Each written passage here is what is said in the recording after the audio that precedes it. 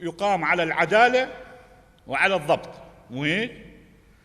والله يا أخوان أنا أقول لكم إياها بكل صراحة، قضية العدالة ما كانوا يهتمون بها كثير محدثين، يروون عن أهل البدع، يروون عن كذا، يروون عن من هو، هم كان يهمهم بالدرجة الأولى الضبط.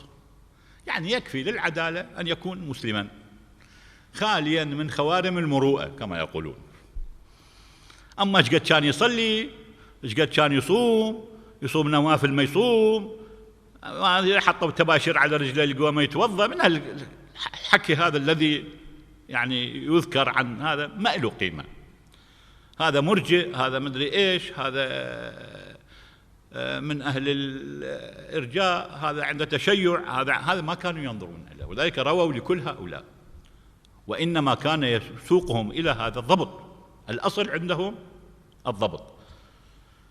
لذلك هذه الأحكام اللي نقراها اليوم احنا نقول فلان ثقة وفلان ضعيف وفلان صدوق، ماذا نعني بها؟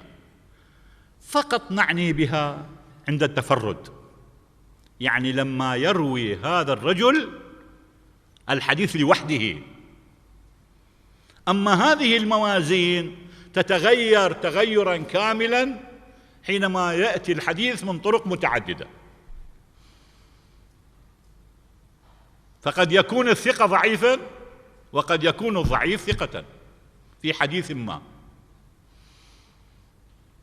بعض الضعفاء يضبطون خبرا بعينه، خبر من الأخبار جودوا ضبطه، هو الضعيف شنو يعني؟ شو ضعيف؟ ضعيف ليش سميناه ضعيف؟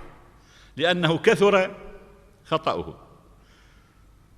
يعني 5 2 أعطيناهم امتحان، دخلناهم بالامتحان، حتى أوضح لكم المسألة. 2 دخلناهم بالامتحان، واحد أخذ 100 وواحد أخذ 40. أبو 40 أعطيناهم 5 مسائل، واحد حل 2 صح وغلط ب3، ايش قد انطيناه؟ 40 درجة، كل واحدة عليها، كل سؤال عليه 20 ب20 ب20 ب20 ب20، فأخذ الأخ 40 كتبنا عليه راسب ضعيف.